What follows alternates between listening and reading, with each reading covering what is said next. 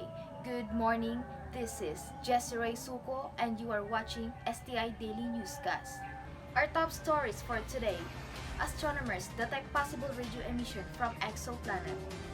How future spacecraft might tricky landings on Venus or Europa.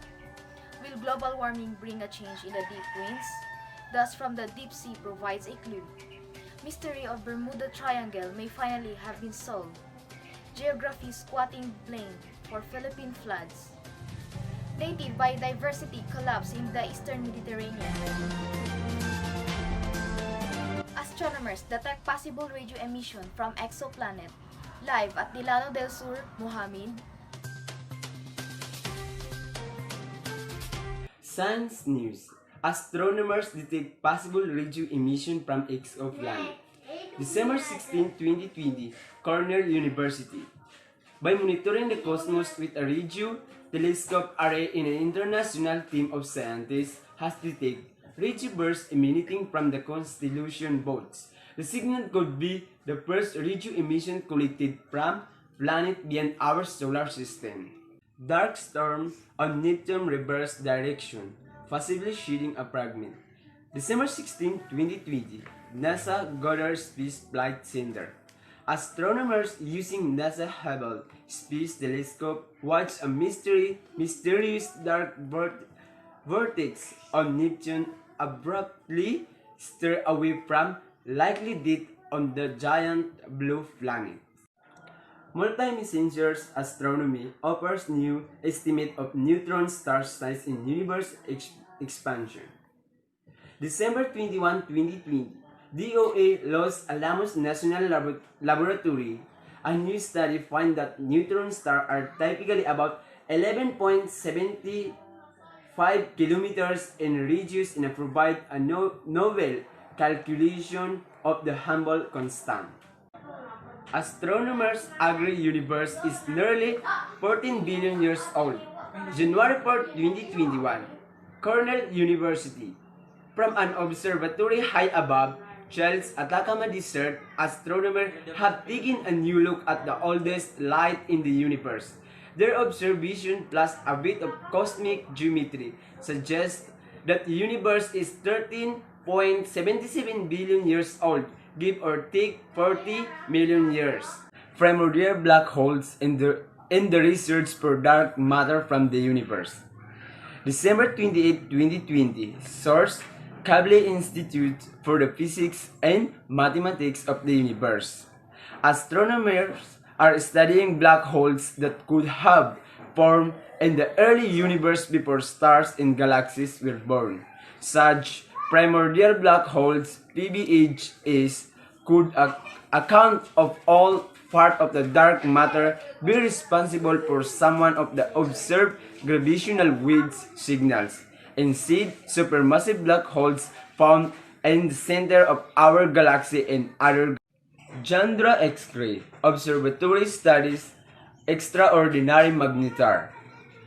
January 8, 2021, source NASA.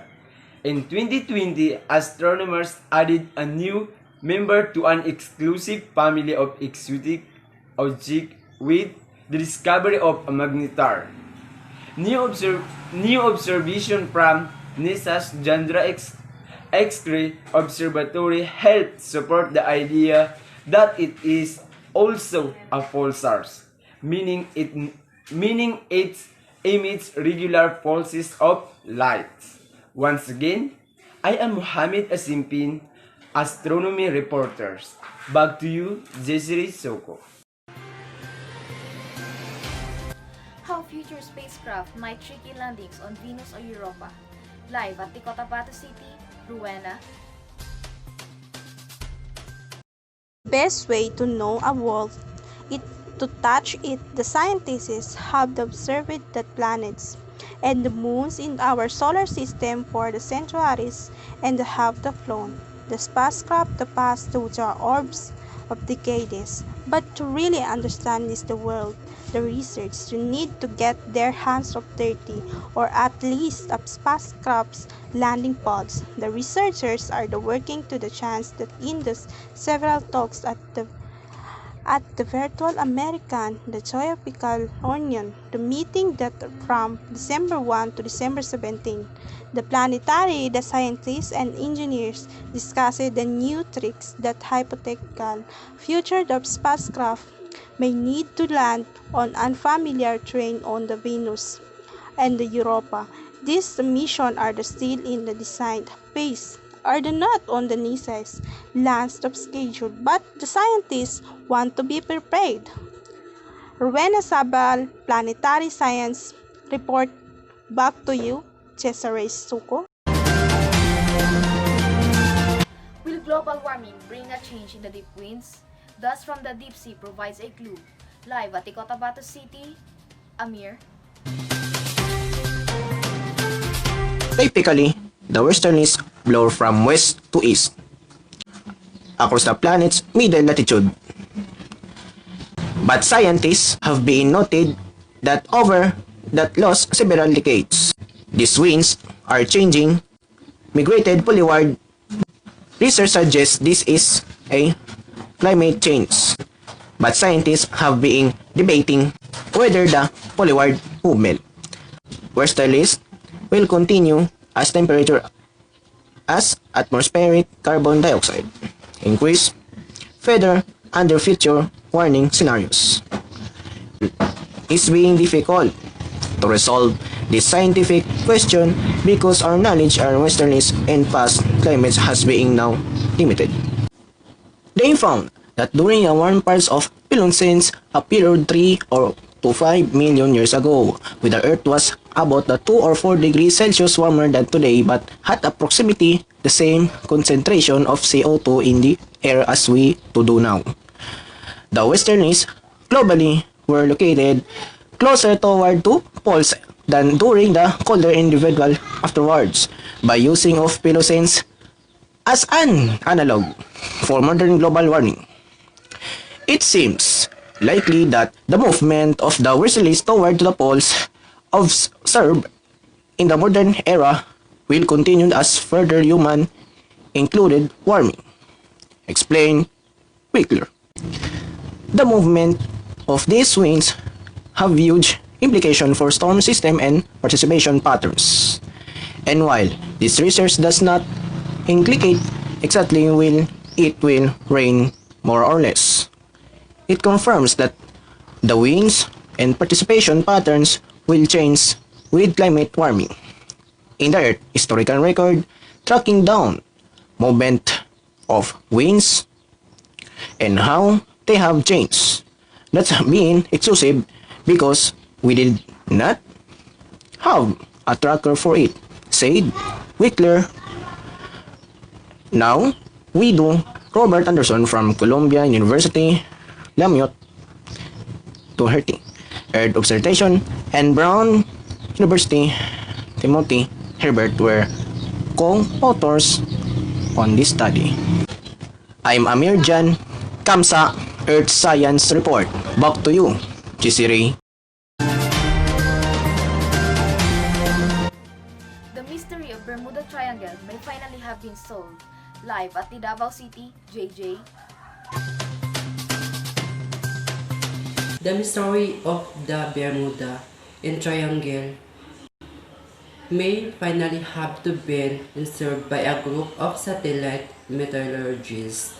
For a decade, a service for a disappearance with him in the 500 square area in between Miami, Puerto Rico, and Bermuda, and has to remain to unexplained and dismissed and has to coincidental by a many. The triangle is said to be responsible for the loss of at least 1,000 lives and along and with the same 75 plants and hundreds of sheep and with him the past 100 years. Scientists and have to now to claim the hexagonal and the clade to creating airborne with hint of up to the 75 m incurred to be responsible for the hundreds of answered accidents at sea. The term of said to be so powerful the ship and plants and can be applied into the sea. In the uninstalled, the researcher and also to note in the large and scared to cloud and were appearing over the western. The tip of the island of the Bermuda irregular in from to 20 to 55 miles in width.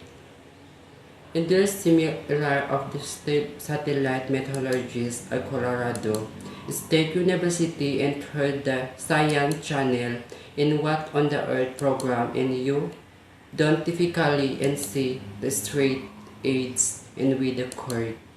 I am JJ Benito Datuata, Methodologist report back to you, Jesseraye.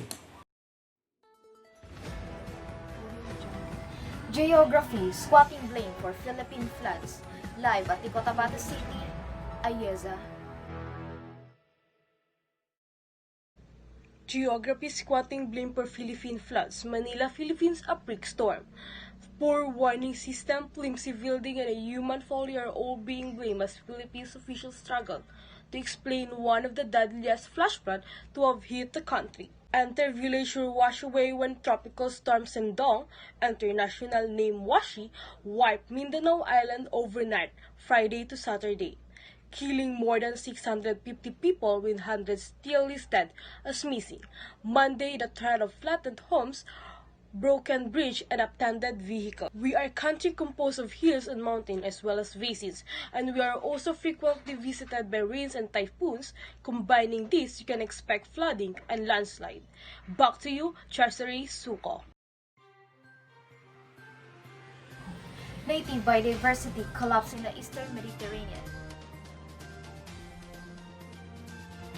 The coastline of Israel is one of the warmest areas in the Mediterranean Sea.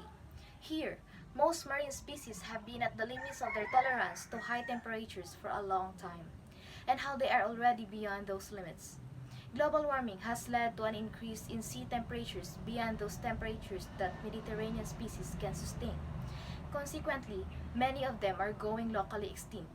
That's it for today. Oceanography Report. Thank you for watching. Again, this is STI Daily Newscast.